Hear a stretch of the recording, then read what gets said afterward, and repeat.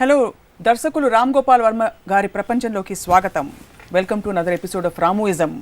తిండి భోజనానికి ఎంత ప్రాధాన్యత ఉందంటే చిన్నైనా పెద్దైనా భోజనం లేకుండా ఉండలేరన్నది అది అందరికీ తెలిసిన విషయం. చివరికి మొన్న ప్రధానమంత్రి మోడీ గారు సాక్షాత్తు అమెరికా అధినేత ఒబామాని కలిసినప్పుడు కూడా వారిద్దరి మధ్య జరిగిన పరస్పర సంభాషణతో పాటు వారు వీరికి ఏ విందు భోజనం ఏర్పాటు చేశారనే అంశం వార్తాంశం అయిపోయింది ప్రపంచవ్యాప్తంగా. అలాగే చైనా అధినేత మన దేశం వచ్చినప్పుడు కూడా 350 రకాల తిండి భోజనాలు ఏర్పాటు చేశారు మన ప్రధానమంత్రి గారు. కానీ రామ్ గోపాల్ వర్మ గారికి మాత్రం తిండి అంటేనే కొంచెం ఫేస్లో ఎక్స్ప్రెషన్ మారిపోతూ ఉంటుంది. ఎందుకో ఏమిటో కనుక్కుందాం.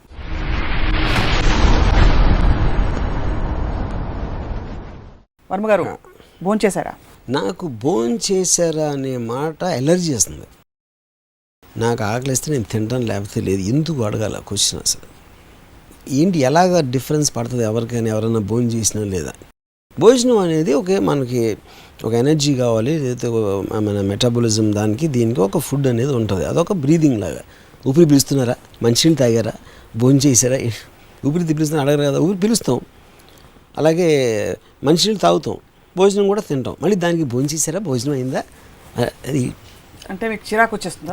ఎలర్జీ వస్తుంది, చిరాకు కాదు. అంటే దాని వెనక ఉండే సోషల్ ఆస్పెక్ట్ వల్ల, లేకపోతే అదే ఇది మనం చాలా ఎపిసోడ్స్లో చెప్పినట్టు ప్రతిదీ ఏదో అడగాలి కాబట్టి అడగదు. ఏం తినలేదు, తినను, ఏంటి ఇప్పుడు ఏం చేస్తావు అని అడుగుతాను చాలాసార్లు. భోజనం తెప్పిస్తాం, వద్దు నాకు కావాలంటే నేను తింటాను. నేను ఫస్ట్ చెప్తాను, మా మదరు భోజనం పెట్టినప్పుడు అక్కడ ఇంకొంచెం వేసుకో, లేకపోతే ఇది వేసుకోను. అమ్మ నాకు ఇంకొంచెం వేసుకోండి, నేను లేచి వెళ్ళిపోతాను, నేను తిన్నాను చెప్పాను. చాలా రూడ్గా అనిపిస్తుంది వింటానికి ఎవరికైనా. అక్కడ పాయింట్ ఏంటంటే, నేను భోజనం అనేది ఒక ఇరిటెంట్. మన బాడీలో దేవుడు ఏదో ఒక మీటర్ ఏదో పెట్టాడు కాబట్టి చచ్చినట్టు తినాలి కాబట్టి దానికోసం నేను తింటాను. కానీ తింటున్నప్పుడు నేను ఆలోచిస్తాను, ఏదో ఆలోచిస్తూ ఉంటాను ఎప్పుడు నేను. నాకు మోర్ ఇంపార్టెంట్, తిండి కన్నా ఇంపార్టెంట్ అని. అప్పుడు ఇంకొంచెం వేసుకోరా, ఇంకొంచెం అయినా అంటే నా థాట్ బ్రేక్ చేసి ఇది వేసుకోవాలా వద్దా అనే దాంట్లో నా బ్రెయిన్ మళ్ళీ నేను డైవర్ట్ చేయాలి. అది నాకు ఇరిటేషన్ వచ్చి ఒక రూట్నెస్ కింద వస్తుంది.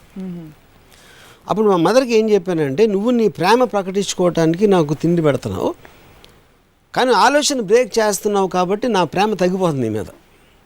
అందుకని నువ్వు అసలు నా ముందు ప్లేట్ పాడేసి నువ్వు దూరంగా కూర్చుంటే మన ఇద్దరి ప్రేమ ఇంకా ఎక్కువ ఉంటుందని చెప్పాను మా మదర్కి. ఇదొక ఇన్స్టెన్స్.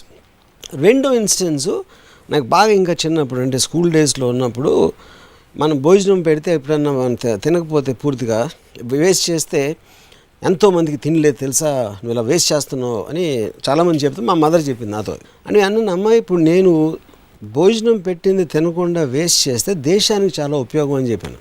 అదేంటది అంటే, అది ఎందుకంటే ఇప్పుడు సపోజ్ నువ్వు 500 గ్రాములు తెచ్చి వండేవు అనుకో నా కోసం, నేను 250 గ్రాములు తిన్నాను, 250 గ్రాములు వేస్ట్ చేశాను. అవును.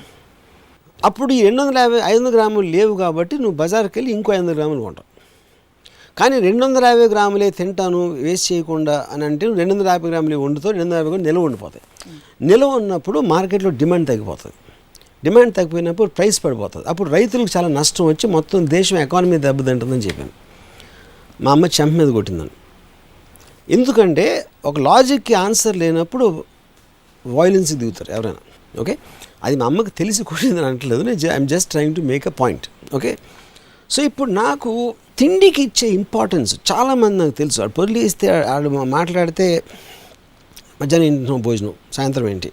ఇప్పుడు మోహన్ బాబు గారు ఉన్నారు, ఆయన నాకు తెలిసి ఆయన రోజులో 12 గంటలు మెలుకుంటే 5 గంటలు తిండి మీద డిస్కషన్ ఉంటుంది.